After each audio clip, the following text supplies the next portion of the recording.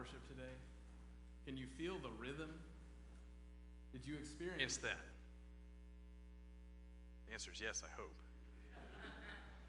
It's very important to where we're going today with our sermon and the rest of worship, that rhythm, that music, that's more than a feeling, but it is certainly a feeling. Let's start with young Solomon, who has put his father to rest, the great King David, and has inherited his kingdom.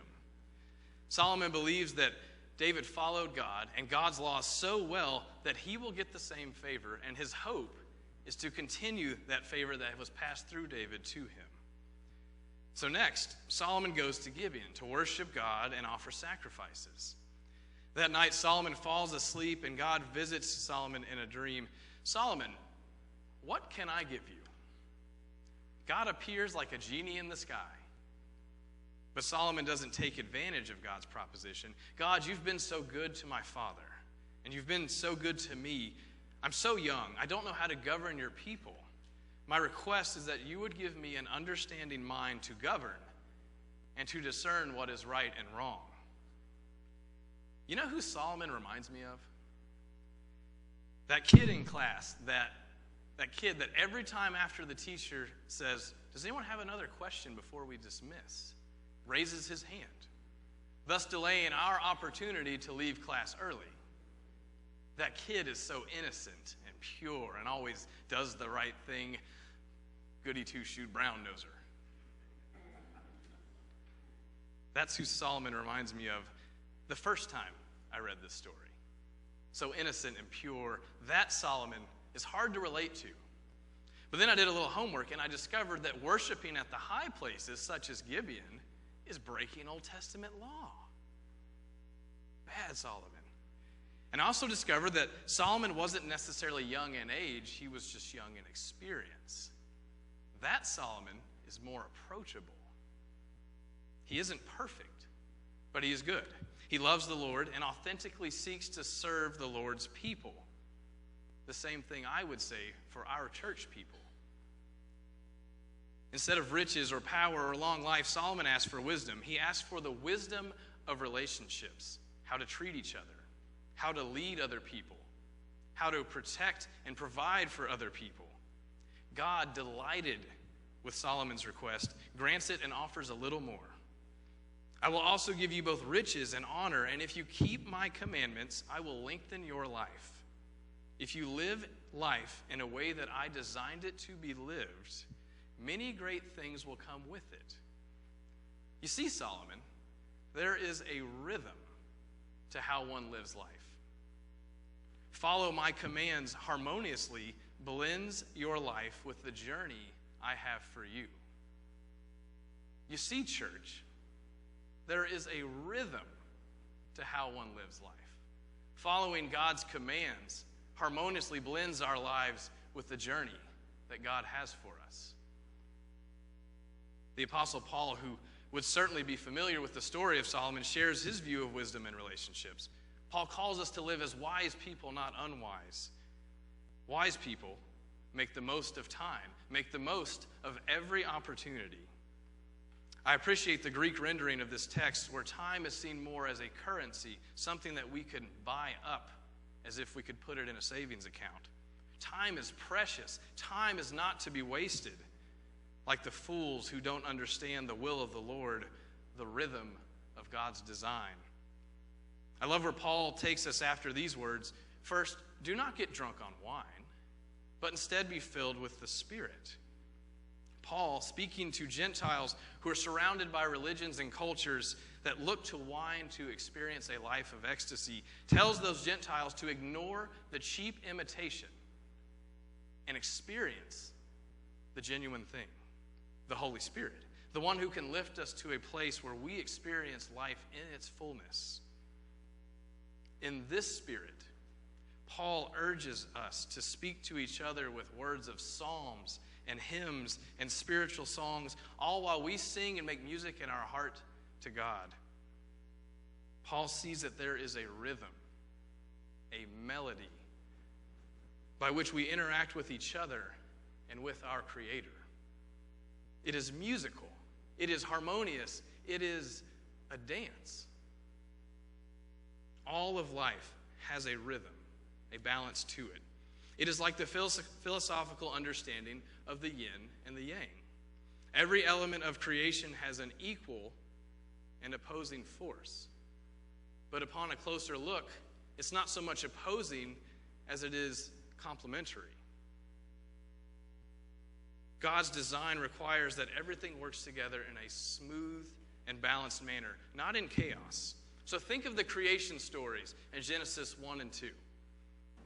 Out of chaos, God speaks life into existence. Much like a beautifully arranged song, creation does not just explode onto the scene all at once. First, there's the balancing of light and dark, like the performance hall that dims the lights right before the opening act. Next, God splits the chaotic waters into two balanced bodies and divides them with the sky. A little string music plays in the background. The water under the sky is still out of balance, so God calls up land and vegetation to bring balance to the face of the earth. The wind instruments join in the song.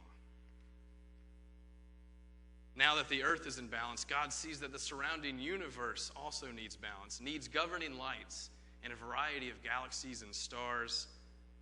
The thump of percussions begins to fill the room. Something is still missing. This beautiful tapestry of creation with no life to engage it.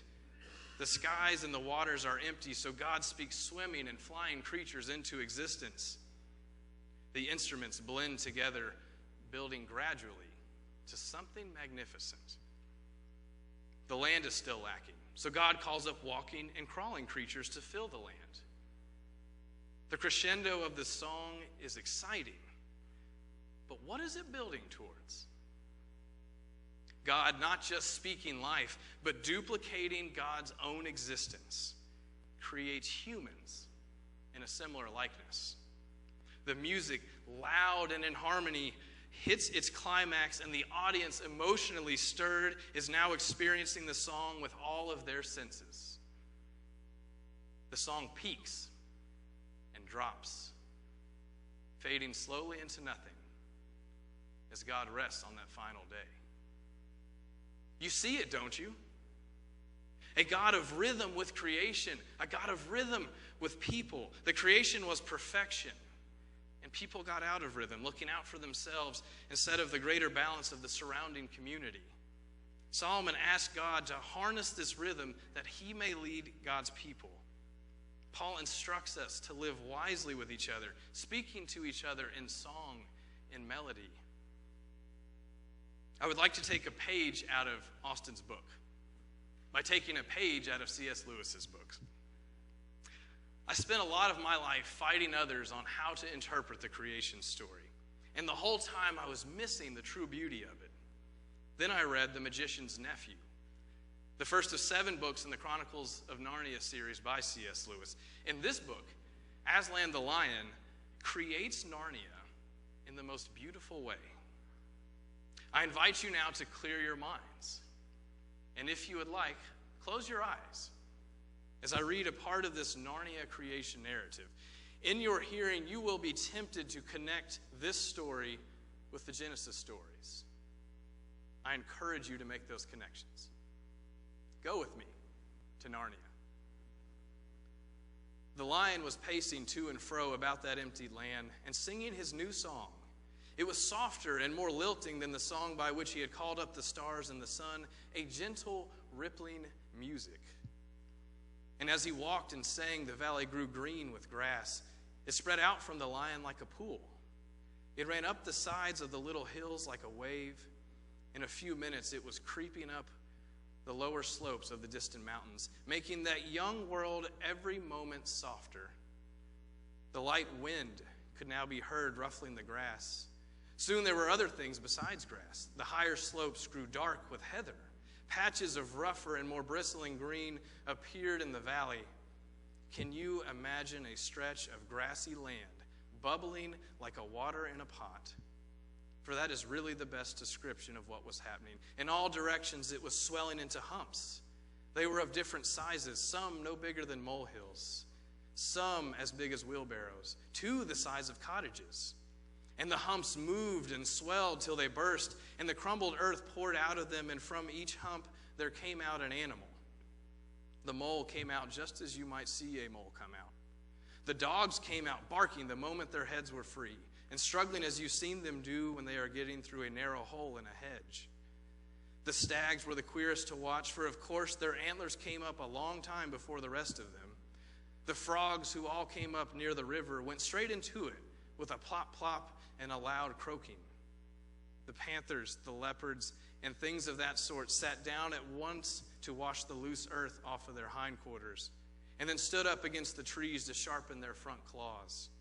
Showers of birds came out of the trees, butterflies fluttered, bees got to work on the flowers as if they hadn't a second to lose. But the greatest moment of all was when the biggest hump broke like a small earthquake, and out came the sloping back, the large wise head, and the four baggy trousered legs of an elephant. You may now leave Narnia and come back to Corbin. Could you feel the music in the creation? Can you see why Lewis has forever shaped my view of the Genesis creation stories? Everywhere I look, I see rhythm. Solomon truly was wise. He admitted his faults immediately to God, saying he didn't know how to govern the people. And in humility, Solomon asked God to give him a wisdom necessary to keep the rhythm that David established.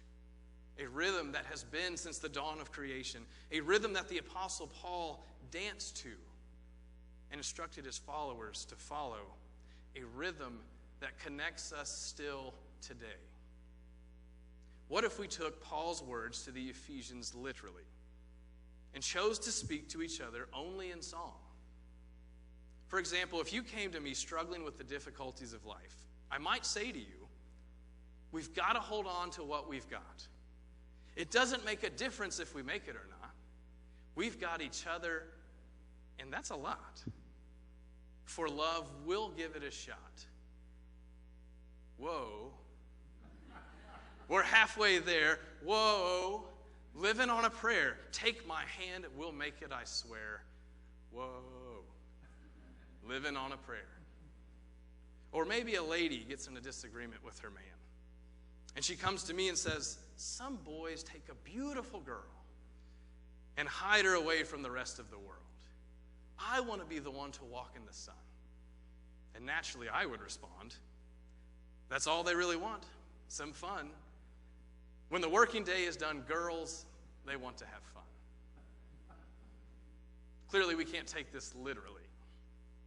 But we can see that our interactions are rhythmic in nature. Relationships have always been about the give and take tango. If one does all the giving, the other is left empty. And this applies to our church and our part in the greater song that is the Corbin community. Each group or organization contributes to this community like an instrument to a band. And what instrument are we? Well, we're not the flute or the violin or the piano or the drums. We are too unique for that. When looking at the concert roster, we are that instrument that only one person is playing. We contribute a sound to our community that only we can contribute. It speaks strongly to certain individuals, but more importantly, it adds to the overall depth of the community song. Our instrument is necessary and beautiful. We are more like the bass clarinet that only the special can play. And if you aren't sure if that's true, ask Casey McBurney. We play our tune on a consistent basis. We play at our food pantry. We play as we serve children lunch at the Rotary Park. We play by being involved with Love Loud. Our tune is heard many times throughout the year, but we all have that desire to play louder. Not that we want to steal the show, but we want our instrument to be heard. In the most direct and clear way, I am offering you that opportunity today. A few of us have brainstormed to come up with an idea to get more involved with our community. For every Corbin High School home football game, we're going to charge $5 for parking and donate all the money to the Corbin United Effort, an organization that helps people in our community get food, get housing, and get help on bills. And with that, we want to set up a grill where we will offer free hot dogs and water to anyone tailgating or passing through. This will require several volunteers at each of the 6 home games. Someone will have to collect money for parking.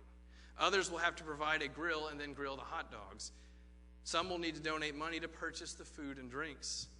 And we will need some to just come and hang out. Maybe bring cornhole boards and lawn chairs. Our hope is that our community sees that First Baptist Church cares about community events and wants to be more involved.